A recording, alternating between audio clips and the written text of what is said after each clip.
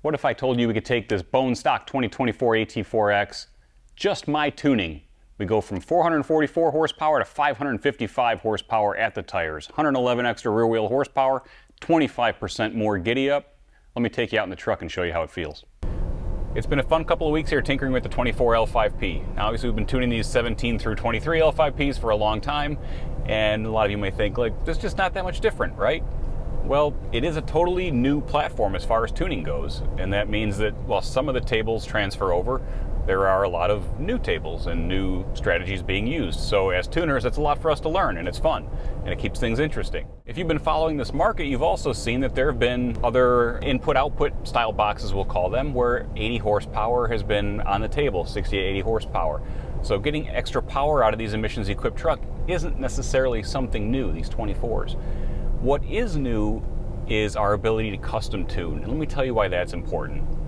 When you're using an input-output style box where you're connecting to the fuel pressure sensor and the boost sensor and maybe a few other sensors and kind of messing with those signals into the ECM and back out, you can make more power than stock. You can make 60 or 80 horsepower and the truck will run great and it'll feel good. But the ECM is a very powerful tool, and it's always looking at the fuel rate, and it's looking at the boost, and it's looking at stoichiometrically, are those ratios working together?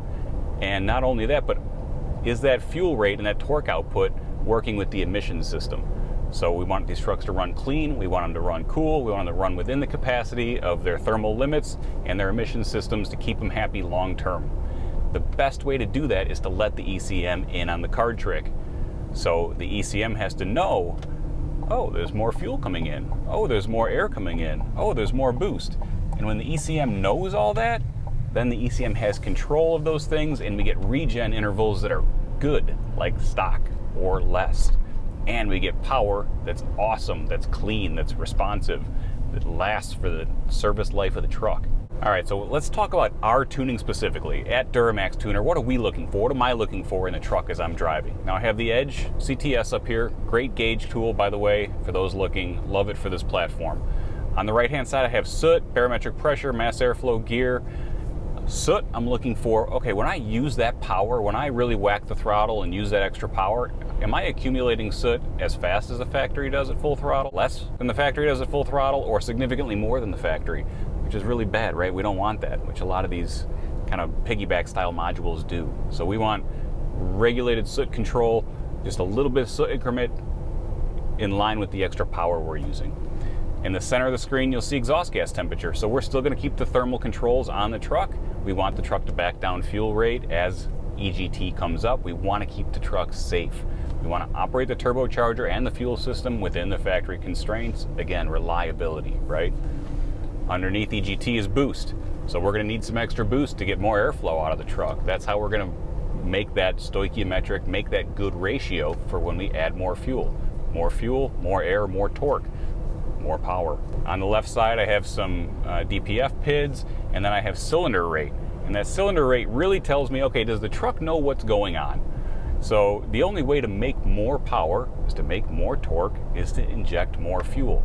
Now, a lot of piggyback style modules and kind of what I'll call hack tuners will use kind of scandalous ways of manipulating the ECU or the fuel injectors into giving more fuel.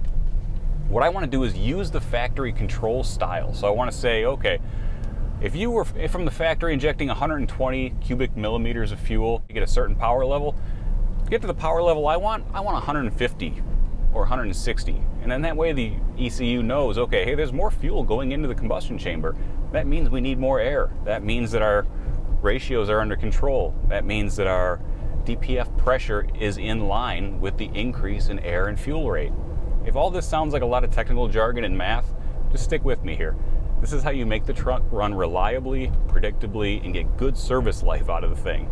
Sure, I can give you a good bump in the headrest, get a wow out of you, and get a lot of power out of the truck quickly, but if it gets hot, if it cooks the DPF, if it fills the DPF and makes you go into regen every time you whack the throttle, that's no fun. We don't want that. Show me the money!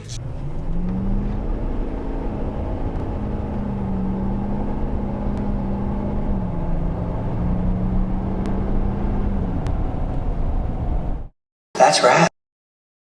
You're going to see these delete companies coming to market with tunes right away. Everything off the truck, kill tune, you know, who makes the most power. That kind of stuff is not difficult to do.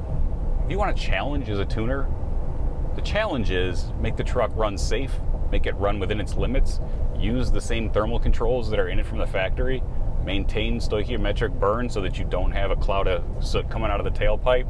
Look, if you're into all that stuff, that's fine. You're just not my customer. If you want a clean, reliable, responsive truck that lasts a long time, you're my customer. Stick with me. If you want to get in now, our beta tuning is available. We have these Cals that you saw me driving today available for sale to the public. Give us a call at 815-568-7920.